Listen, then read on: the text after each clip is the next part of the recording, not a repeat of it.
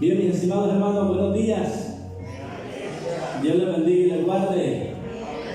Qué bueno poder verlos, qué bueno poder estar nuevamente en la casa del Señor para continuar aprendiendo de su palabra.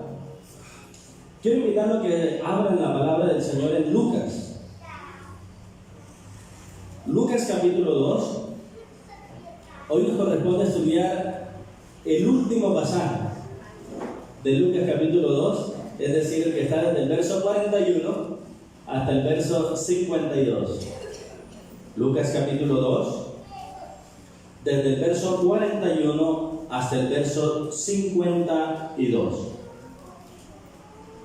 Pensando un poco en la faceta de padres, si hay algo que genera un gran placer, si hay algo que genera una gran satisfacción, es saber que nuestros hijos van creciendo de una manera saludable, ¿verdad? Es decir, llevarlo al médico a la etapa a la revisión de crecimiento y desarrollo, y que el médico pueda revisar y pueda decir: este muchacho, esta muchacha viene creciendo bien, vienen bien en estatura, bien en peso, la cabeza, que es lo otro que le miden, está bien. Eso es algo muy satisfactorio. El pasaje de hoy nos habla precisamente, o nos encapsula la mayoría del pasaje en dos versículos, uno al comienzo, uno al final, que son muy similares. Quiero que por favor me ayuden leyendo. Lucas capítulo 2, van a leer el versículo 40, y al terminar el verso 40, leen de inmediato el verso 52. Y al leerlo, miren la similitud que hay entre los dos pasajes, porque precisamente lo que vamos a estudiar está en la mitad de esos dos. Lucas capítulo 2, leen primero el verso 40 y enseguida el verso 52. Todos a una sola voz, por favor, a la voz de tres. 1, 2 y 3. Y el niño crecía y se fortalecía y se llenaba de sabiduría, y la gracia de Dios era sobre él. Y Jesús crecía en sabiduría y en estatura y en gracia para con Dios y los hombres. ¿De qué nos hablan los dos versículos? Del crecimiento del Señor Jesús, ¿cierto? Y tenemos que un crecimiento que se dio de manera integral. Tenemos ese crecimiento al cual todos debemos apuntar de la misma manera para llegar a un buen desarrollo de toda nuestra vida en todos los aspectos. Pensando un poquito en esto, quiero que consideremos lo siguiente.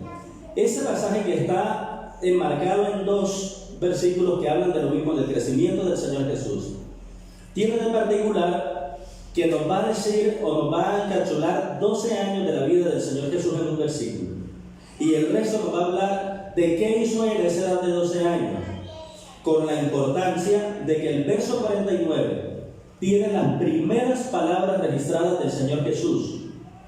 Es decir, el verso 49 nos muestra al Señor Jesús cuando tenía 12 años, y por eso el título de la enseñanza de hoy: Jesús en el templo a los 12 años. Y esas palabras que él dice a los 12 años son las primeras palabras de toda su vida.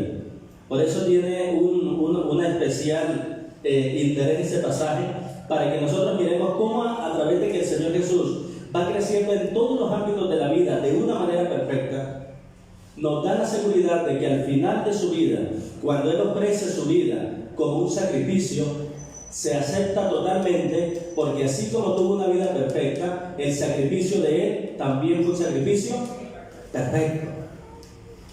Y estos pasajes que nos hablan de la vida del Señor tienen la misma importancia que aquellos pasajes que nos hablan de la muerte de él en la cruz del Calvario, porque precisamente es esta vida perfecta la que le da validez a la muerte para ser aceptada como un sacrificio por el Señor.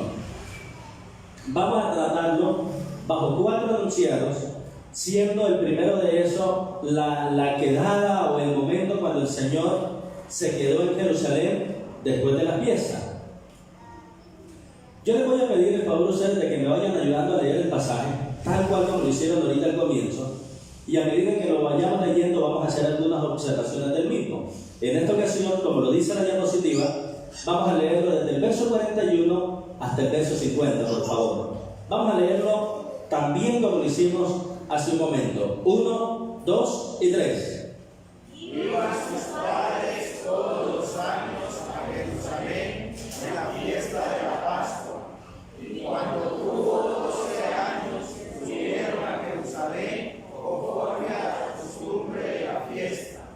Al regresar ellos, acabada la fiesta, se quedó el niño Jesús en Jerusalén, sin que los viesen José y su madre. Y pensando que estaba entre la compañía, anduvieron camino de un día y le buscaban entre los parientes y los conocidos. Pero como no le hallaron, volvieron a Jerusalén buscando. Bien. Hace un momento les dije que si hay algo satisfactorio para nosotros de padres, es ver que nuestro hijo crece de una manera saludable, ¿verdad? Pero asimismo, si hay algo angustioso, es que uno se le llega a perder un hijo. Y eso es lo que nos presenta este pasaje. ¿Qué ocurría? La ley establecía que los hombres debían subir a Jerusalén desde el lugar donde estuvieran viviendo 3 veces al año. Hay un pasaje en Deuteronomio 16:16 que coloca esa condición.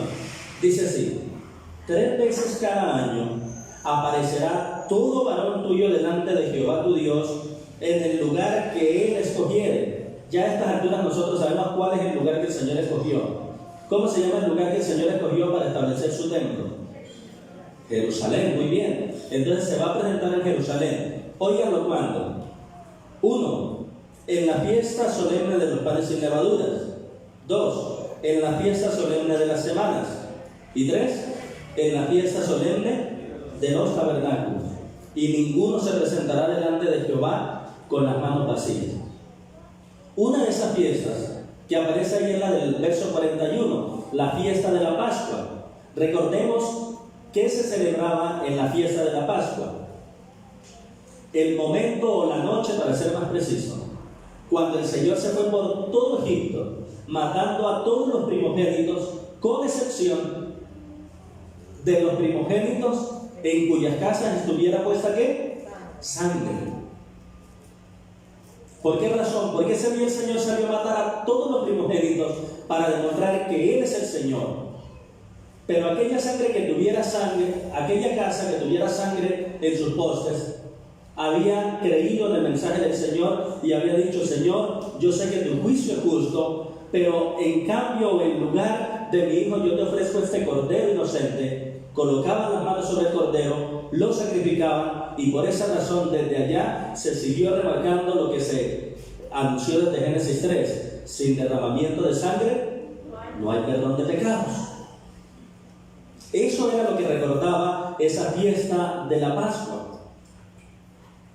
Y cada año, fíjense ustedes que dice ahí que ¿quiénes iban a Jerusalén cada año? Según el versículo 41, ¿quiénes iban a Jerusalén cada año? Sus padres. Entonces es bien interesante que cuando hablamos del Señor Jesús, por supuesto que estamos hablando de la segunda persona de la Trinidad, de aquel que es Dios hecho hombre. Sin embargo, no perdamos de vista algo. También estamos hablando de alguien que es 100% humano. Y si ustedes fijan, el pasaje de hoy está marcado entre el verso 41 y el verso 52, que nos muestran el desarrollo, el crecimiento de Jesús como humano.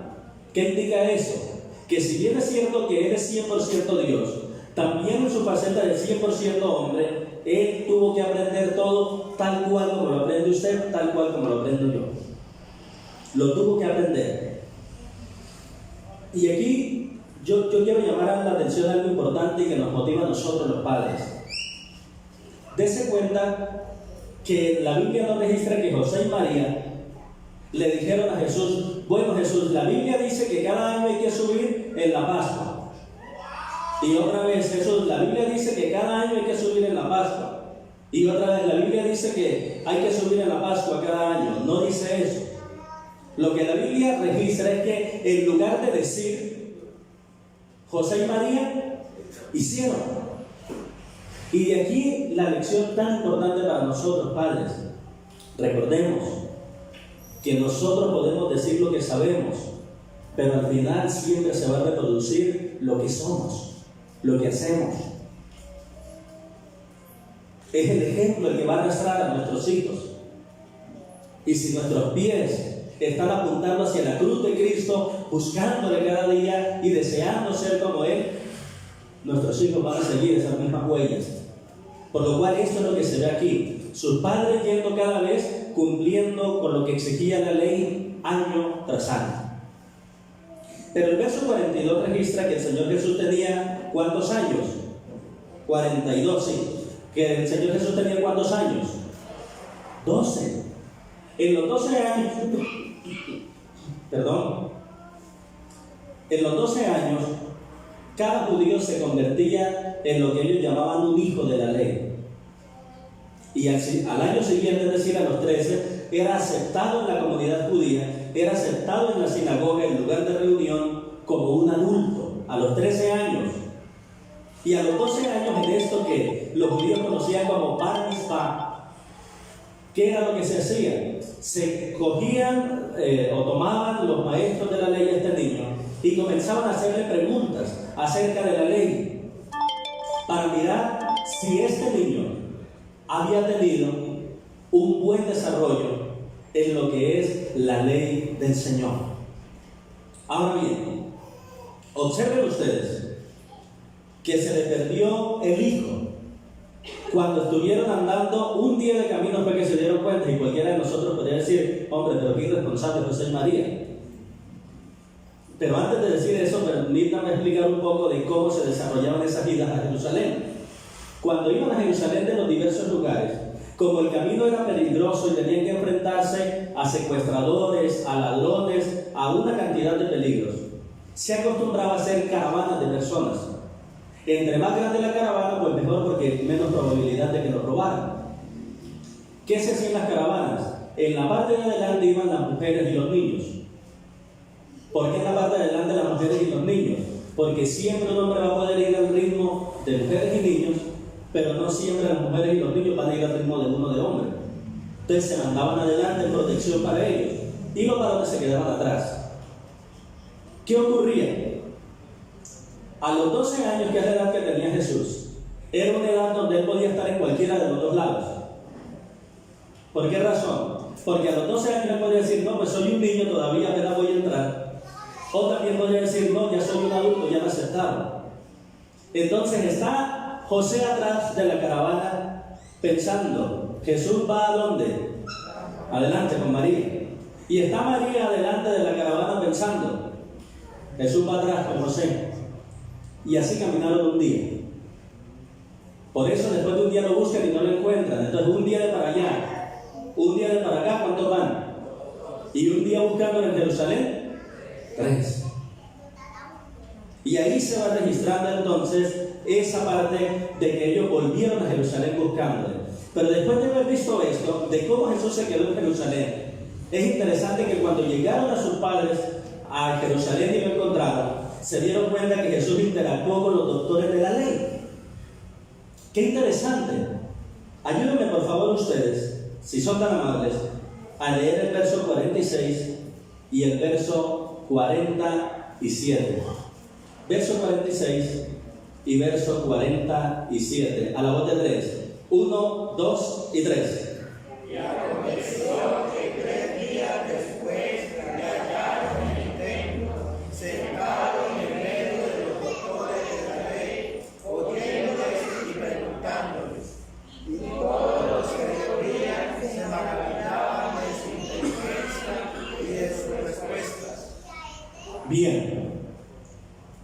En ese pasaje, donde nos ubica en el momento en que encuentran al Señor Jesús, yo quiero llamar la atención a lo que se estaba haciendo o a qué encontraron haciendo el Señor Jesús en el verso 46. ¿Qué encontraron haciendo? Hay dos cosas en la parte final.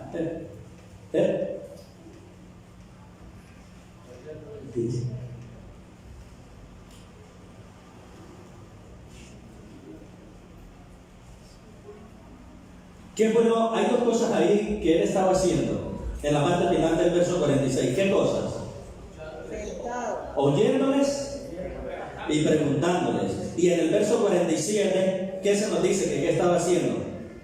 La parte final del verso 47, la última palabra. ¿Dando qué? Respuesta.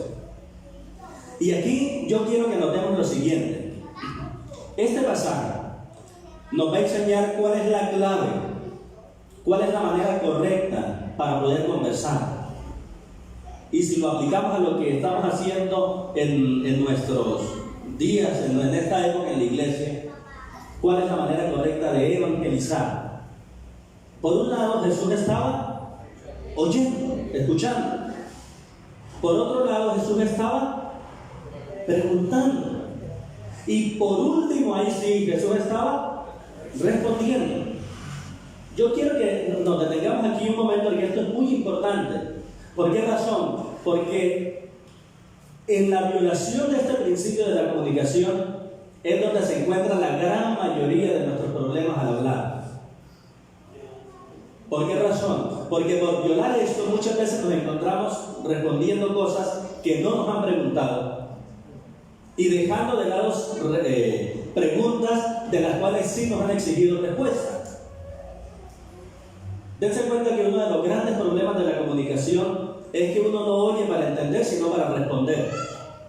Y entonces eso me coloca a mí en una posición de verdugo, donde estoy dispuesto a acribillar al otro porque no se ajusta a lo que yo quiero, a lo que yo pienso. Pero miren el principio que nos deja aquí el Señor. Él lo encuentra allá y lo primero que registra la Biblia es que él estaba oyendo.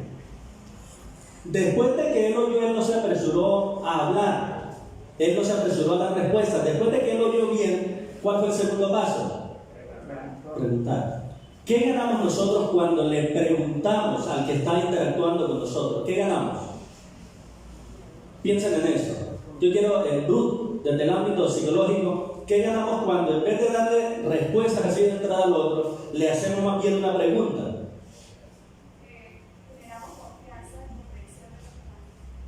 Muy bien, miren, generamos confianza y otra cosa que es la comprensión. Porque por medio de una pregunta yo puedo cerciorarme de si entendí bien lo que él me está diciendo a mí.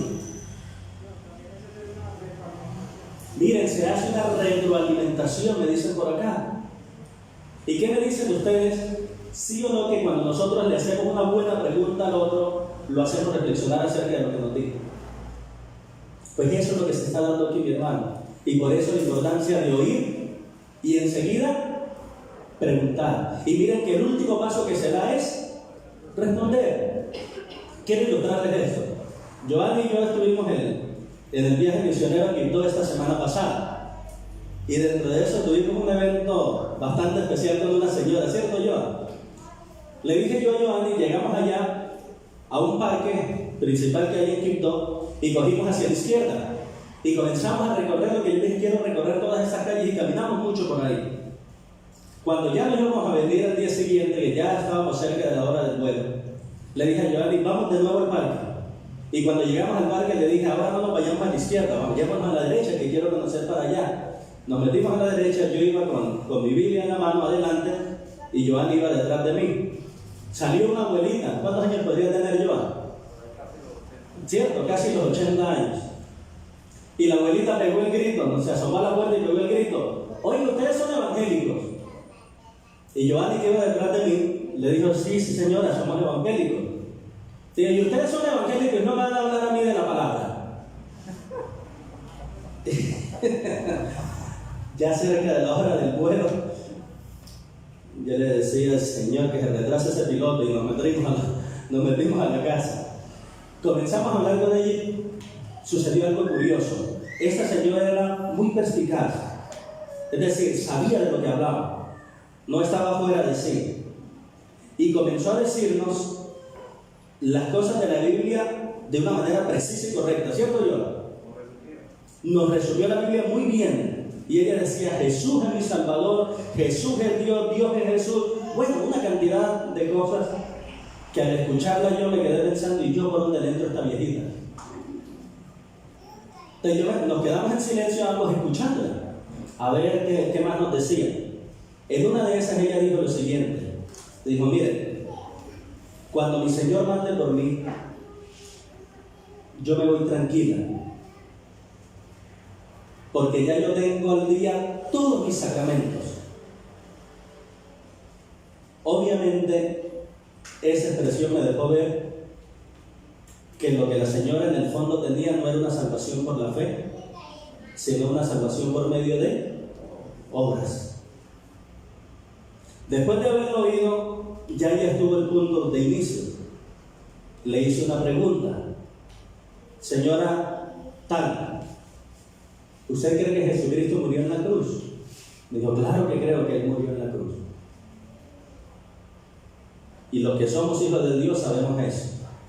Entonces leímos Juan 1:12, a todos los que le recibieron, a los que creen en su nombre, les dio potestad de ser hechos hijos de Dios. Entonces yo le pregunté, según este versículo de la Biblia, ¿quién es hijo de Dios? Y ella muy bien respondió, todo aquel que cree en Jesús. Y entonces yo le dije, ¿y el que no cree en Jesús? Ella me dijo, eso es hijo del diablo. Y yo, bueno. Entonces la agarré y le hice la pregunta. ¿Usted cree que Jesús murió en la cruz? Sí.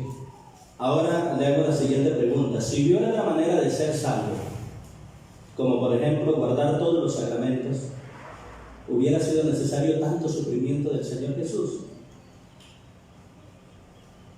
Como ella era muy inteligente, tan pronto le hice esa pregunta, se estremeció y se quedó en silencio meditando.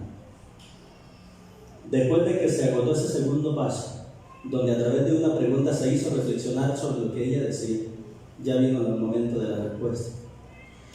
Y ahí sí le dije, me parece muy bien que usted tenga todos los sacramentos. Sin embargo, ni siquiera el cumplimiento de todos los sacramentos puede salvar su alma. Usted necesita a Jesucristo. Y se abrió el espacio para hablar directamente del Evangelio. Mis estimados, ¿por qué en ocasiones nosotros cerramos la puerta? Nosotros. Y le echamos la culpa a los demás.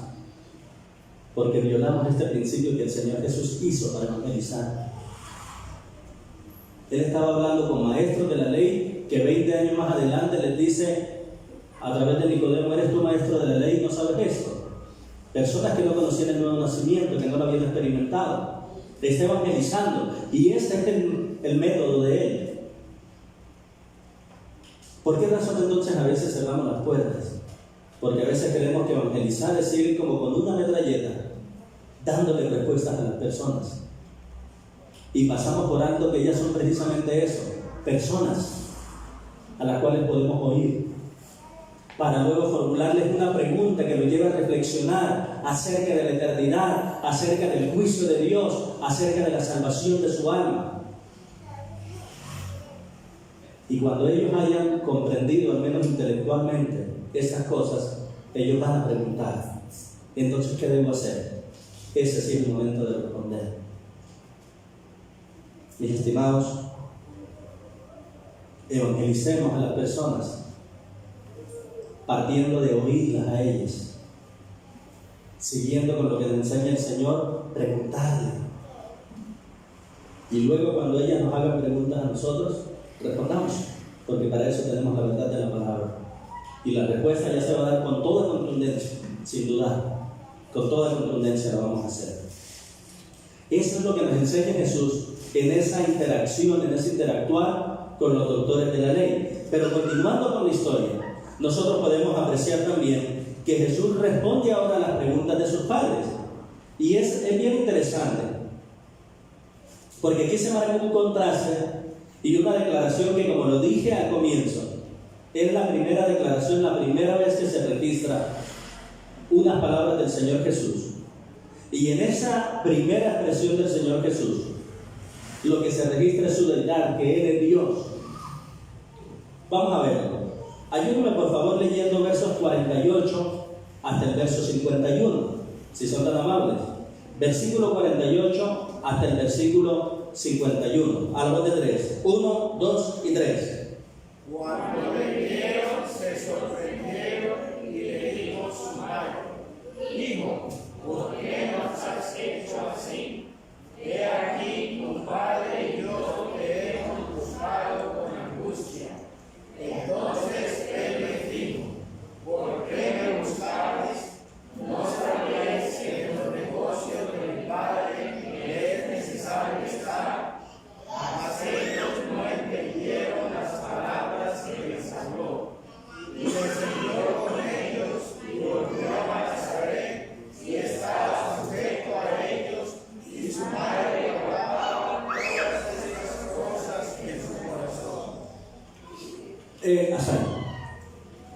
María hace la pregunta que haría cualquier madre. ¿Por qué nos ha hecho eso? Pero la respuesta enseguida nos ubica que el Señor Jesús no lo hizo ni en rebeldía, ni en desobediencia, ni por travesura, sino que marca un contraste bien interesante. Las palabras de María son: he aquí, tu padre y yo te hemos buscado, en el verso 48, ¿cierto? Pero fíjense que la respuesta en el verso 49 del Señor es: ¿no sabías que en los negocios de quién? Mi Padre. Y esa es la primera vez en la Biblia que alguien habla del Dios de los cielos. No como el Dios de Israel, no como el Dios de los cielos, no como el Dios de Abraham, Isaac y Jacob, sino que habla del Dios de los cielos como mi Padre. Esto tiene mucha importancia para el judío y especialmente para los judíos de esa época. ¿Por qué razón? Porque cuando Jesús decía que Dios era su Padre, estaba haciéndose igual a Dios, según Juan 5:18. Por lo cual, cuando Jesús dice Dios es mi Padre, lo que Él está diciendo es: yo soy Dios. Entonces se contrasta esa expresión, le dice María tu Padre, y Jesús le recuerda mi Padre. Pero no quiero que tomen esto como una expresión de rebeldía, porque nuestro Señor nunca pecó ni hubo engaño en su boca. Y la prueba de eso es que la primera pregunta del verso 49, ¿cuál es? ¿Cuál es la primera pregunta del verso 49? ¿Por qué me buscabas? ¿Qué comunica esa pregunta? ¿Qué comunica esa pregunta? ¿Por qué me buscabas? ¿Qué comunica?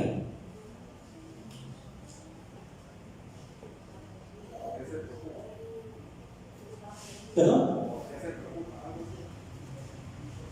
Es decir, ¿por qué se preocupan? O sea, ¿por qué se les hace extraño a ustedes que yo esté aquí en este lugar? Es como si el Señor Jesús le estuviera diciendo: mamá, es sencillo, si yo no estoy con ustedes, estoy con mi Padre Celestial. No hay otro lugar donde yo vaya, y por 12 años se los he mostrado. Pero llama poderosamente la atención que después de que el Señor Jesús dice eso, la Biblia nos deja clarito que eso no fue una expresión de rebeldía contra sus padres, porque dice el verso 51 que Él descendió con ellos. Obsérvenlo, Él no se rebeldizó, Él descendió con ellos, volvió a Jerusalén y estaba sujeto a ellos. O sea, es interesante eso, mis hermanos. Estaba sujeto a ellos. El Dios del universo, el Dios que había creado a José y a María, en su faceta de humano, se somete, se sujeta a ellos. ¿Por qué razón se sujeta el Señor Jesús a ellos? Porque la Biblia en Éxodo capítulo 20 tiene un quinto mandamiento que dice: honra a tu padre y a tu madre. Y el Señor Jesús, como aquel creador, inspirador de la palabra, es el único que la ha cumplido perfectamente. ¿Por qué Él estuvo sujeto a ellos? Porque esa era la manera de poder salvarlo a usted, de poder salvarme a mí, al ofrecer su sacrificio. Entonces es bien interesante que la respuesta del Señor Jesús no deja ver rebeldía, sino todo lo contrario, una claridad de cuál es su misión en la tierra, de cuál era la misión que tenía en la tierra, y una sujeción total a sus padres, tal como lo ordena la palabra del Señor. Y esto nos conduce al último versículo de este pasaje, el verso 52, que nos enseña que Jesús creció integralmente. Ayúdame por favor leyendo ese verso 52 y observemos el crecimiento integral, perfecto del Señor Jesús. 2 y 3. Y Jesús crecía en sabiduría y en estatura y en gracia para con Dios y los hombres. Y Jesús crecía. Si algo crece es porque está como. Por esas razones que les digo que el Señor Jesús, como Dios, es perfecto, no le hace falta nada. Pero en su faceta de humano, igualito a nosotros, creció. Aquí está lo interesante. El Señor Jesús es el que inspiró la palabra, el que sabe todo. Pero en su faceta de humano, le tocó aprender como cualquier niño. Esto es una casa, esto se llama caballo, esto se llama puerta. Y con relación a la palabra del Señor, le tocó aprender. Acuérdense que en la época del Señor, la Biblia que Jesús leyó fue el Antiguo Testamento. Le tocó aprenderse los versículos del Antiguo Testamento tal cual. ¿Por qué sabemos eso? Porque la Biblia dice que Jesús crecía. ¿Por qué hablamos de un crecimiento integralmente del Señor Jesús? Porque la Biblia nos dice que Jesús crecía en sabiduría para enseñarnos que Él creció intelectualmente. Mis hermanos, nosotros debemos tomarnos muy en cuenta este crecimiento intelectual. Y para eso permítame darle dos claves: lectura de buenos libros y pedir consejo a sabios. Cuando hablo de sabios estoy hablando de expertos en algún tema. Preguntarle lo que sabemos que esa persona me puede ayudar a mí. Por ejemplo, a mi hija se le ha dado el gusto y el capricho de que quiere que sea yo el que la peine. Imagina la arruga de pelos que yo tengo para poder hacer peinados. Entonces cada vez que ella me dice, papá, peíname, ¿qué me toca ir? ¿A dónde? De mi esposa. Amor, ¿cómo hago yo?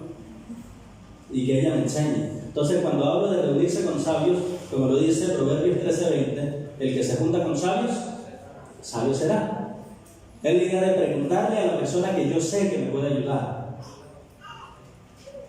También nos dice la palabra del Señor que Jesús crecía en estatura, por lo cual hay un crecimiento físico. El Señor Jesús creció físicamente.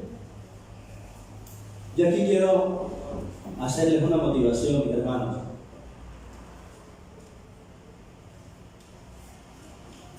No nos dediquemos a comer solamente para quitarnos el hambre. Comamos saludablemente.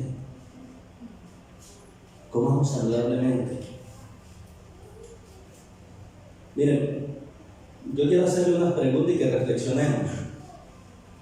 ¿Ustedes creen que toda esa comida procesada tiene como fin alimentar bien a los niños? ¿O tendrá como fin simplemente generar recursos económicos? ¿Usted todavía está pensando que una salchicha alimenta igual que un pedazo de carne fresca? Y a los niños, mis hermanos, es decir, a mí me preocupa cuando se abre una nevera y lo que sale de allá es quipito, choclito. A mí me preocupa todo eso, hermanos. No estoy diciendo que nunca se les dé, eso se les puede dar por ahí para que pasen el rato de vez en cuando. Pero alimentemos bien. Lo otro, tengan establecidos horarios de dormida. Recuerden que el Señor creó la noche para dormir. Y el ejercicio, especialmente para los niños, es parte vital. La Biblia sigue diciendo que el Señor Jesús crecía en gracia para con Dios. Eso nos enseña que Jesús creció espiritualmente. Y si nosotros queremos crecer espiritualmente, ya sabemos, la oración, el estudio y la memorización de la palabra del Señor, la vida de piedad, de obediencia a lo que el Señor nos ordena, es clave para crecer en esta área. Y aparte de eso, nos dice que crecía en gracia para con los hombres, por lo cual inferimos o deducimos que el Señor Jesús creció socialmente. Miren, ¿cómo crecer socialmente? A través de conversar con las personas, a través de hacer visitas, a través de desarrollar modales. A nuestros niños, ¿cómo enseñarles a ser sociales?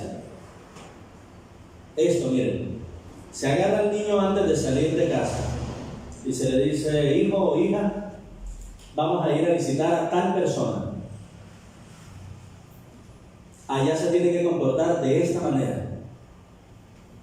Cuando lleguemos allá, usted va a saludar, buenas tardes. Si le dan algo, usted va a decir, gracias. Ese es el entrenamiento. Que usted está en la casa, Cierra la puerta, a ver, hijo, vamos a ensayar. Abrimos la puerta, ¿cómo se dice? Buenas tardes. Ese es el ejercicio, ese es el discipulado. Hablando de esto, yo quiero mencionar dos cosas que son dos obstáculos grandísimos para lograr este desarrollo. Los dos obstáculos grandísimos con los cuales lidiamos a diario: la comida ultraprocesada y la virtualidad. Les voy a explicar por qué. Piensen en esto: que nuestros hijos no se tomen las sopitas, no se coman las verduras, no coman las frutas y todas estas cosas, sino que a todo tiro sea el alpinito, el choclito, todos esos ojitos que hay por ahí. Les hago una pregunta: ¿de dónde va a agarrar nutrientes el cerebro para desarrollarse? ¿Y de dónde va a agarrar nutrientes el cuerpo para crecer? ¿De dónde, hermanos? Por simple lógica, ¿de dónde? Y el segundo obstáculo, la virtualidad. ¿Ustedes creen que un niño inmerso en la televisión, en las redes sociales, en los videojuegos, va a desear orar con Dios, orarle a Dios? ¿Ustedes creen que un niño se va a interesar en interactuar con los demás? Los que somos modelo 80 y hacia atrás, los papás de nosotros nos pegaban, ¿por qué? Por ser tan cambimberos, por estar en la calle. Por ser sociables. ¿Cierto? Por ser sociables. ¿Por qué se enojan ahora los padres con los hijos? Porque no son sociables. Son asociales totalmente. ¿Perdón? Muy bien. Y los mira uno, y claro, pues el papá, la mamá, pues contento. El pelado metido en ese aparato 3-5 horas, ni comida le pide. Él contento, se deshizo. Pero el crecimiento de él.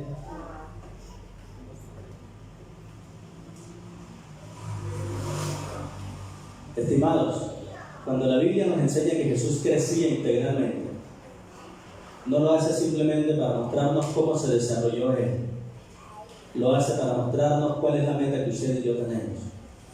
Esas 4 áreas tienen que ser un reflejo en nuestra vida. Crecer en la relación con las personas, en la relación con Dios, en mi desarrollo intelectual, en la estatura. Hay que crecer. Miren que este pasaje que hemos mirado hoy es tan lindo, porque nos muestra cómo el Señor Jesús fue hallado en el templo, y Él dice que estaba allí porque esos eran los negocios de su Padre. Pero ese crecimiento integral es bien especial, que se dio sin nunca pecar. Y la prueba está en que cuando sus padres le reconvienen acerca de lo que había hecho, miren que Él da una respuesta muy contundente y luego se va sumiso con ellos. ¿Qué nos enseña eso? Nos enseña, queridos, que el crecimiento de Jesús se dio en obediencia perfecta a Dios. Es decir, cada área de su vida Él la desarrolló estando en una obediencia perfecta al Señor. Crecimiento social, estuvo sujeto a los padres. Crecimiento espiritual, estoy en los negocios de mi padre. Crecimiento físico, lo vemos ya como un adolescente de 12 años y más adelante con 33 cargando una cruz. Si fuera un endeble por ahí, no alcanza a arrastrarla, después de tanta tortura que le habían hecho. Creció, se fortaleció. Y un crecimiento intelectual tan evidente que todos estaban asombrados de su manera de preguntar y de responder. Todos estaban asombrados de su inteligencia. Y a diferencia, mis hermanos, de lo que enseñan los evangelios apócrifos, que presentan a un Señor Jesús en la adolescencia como un adolescente travieso que hacía milagros y que en algunas ocasiones hizo milagros para vengarse de los compañeritos que lo molestaban, la Biblia no presenta al Señor Jesús en esa etapa haciendo milagros. Lo presenta como un niño que crecía. Y quizá usted se esté preguntando, bueno, ¿a mí para qué me sirve saber que Jesús creció como un niño normal? Hebreos capítulo 2, versículo 17 tiene la respuesta. Hablando del Señor Jesús, dice el autor de Hebreos, por lo cual debía ser, ¿en qué? En todo, semejante a sus hermanos. Debía ser en todo semejante a sus hermanos. ¿Qué quiere decir? Que así como se crece espiritualmente, Él también creció. Como se crece físicamente, Él también creció. Como se crece socialmente, Él también creció. Porque se requería que Él fuera en todo semejante a nosotros. Y vienen los dos ¿para qué? Para venir a ser misericordioso y fiel sumo sacerdote en lo que Dios se refiere. Es decir, ¿por qué Dios, sí, que es Jesús, por qué Jesús tiene misericordia de usted y tiene misericordia de mí? Porque Él experimentó todo lo que usted y yo experimentamos. ¿Está usted triste hoy? El Señor Jesús experimentó una tristeza tan profunda que le dijo a los amigos de Él, está que me mata hoy la tristeza. ¿Se siente solo hoy? El Señor Jesús dijo en la cruz, Padre, ¿por qué me has abandonado? ¿Está angustiado usted hoy? El Señor Jesús en Getsemaní tuvo una angustia tan grande que sudaba como gotas de sangre. ¿Ha sido traicionado usted hoy? El Señor Jesús fue traicionado por aquel amigo que era tan cercano que metía la mano dentro de su plato. Todas las áreas de su vida y todos los desafíos que usted tiene que experimentar, todo eso lo vivió el Señor Jesucristo. ¿Y para qué lo vivió? Para Él poder venir a ser misericordioso, para Él poder tener compasión de usted. Por esa razón, cualquiera que sea la cosa que usted está experimentando hoy, si usted la trae al Señor Jesucristo, encontrará a alguien que tiene misericordia. No encontrará el dedo acusador, encontrará la mano que lo va a levantar. Y si observan el siguiente párrafo del versículo 17, dice, para expiar los pecados del pueblo. En el caso del Señor Jesús, expiar quiere decir que Él quitó el pecado del medio.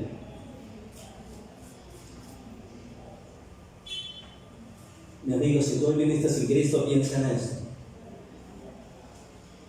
El Señor Jesús, como humano, no como pecador, porque Él no tuvo relación con el pecado, como humano, experimentó todas las cosas que tú experimentas y fue un humano como tú y como yo, para poder morir en una cruz, en el Calvario, y poder expiar, poder quitar el pecado que causa separación entre Dios y entre tu persona. Por esa razón, este Jesús que hoy predicamos acá, es el Jesús que tú necesitas, porque Él es el único que vivió una vida perfecta de obediencia a Dios para poder morir en una cruz y de esa manera quitar el pecado y todo aquello que impedía la comunión con Dios. Hoy por eso yo te quiero invitar que si tú no has creído en Cristo como tu Salvador, lo hagas hoy. Porque con toda seguridad que en ningún otro hay salvación. Porque no hay otro nombre bajo el cielo en el cual los hombres puedan ser salvos. Porque hay un solo mediador entre Dios y los hombres, Jesucristo hombre. Y porque el único que vivió una vida perfecta pudo ofrecer un sacrificio perfecto que el Padre aceptara. Ven allá a Él y recibe el perdón de tus pecados y la vida eterna que tanto necesitas. Padre de los cielos, gracias por tu palabra. Bendecimos tu nombre por lo fiel y lo misericordioso que tú has sido. No hay un Dios tan grande como tú. Qué plan tan perfecto el que trazaste al hacer que tu Hijo se hiciera hombre, para que viviera una vida perfecta, y viviendo una vida perfecta poder ofrecer el sacrificio perfecto por nuestros pecados. Por eso es que hoy te bendecimos a ti y te damos gracias. Gracias por haber puesto a Jesucristo para expiar nuestros pecados, para que Él llevara nuestra maldad y para que por la fe ahora seamos salvos. Muchas gracias, mi Señor, en el nombre de tu Hijo Jesucristo. Amén y amén.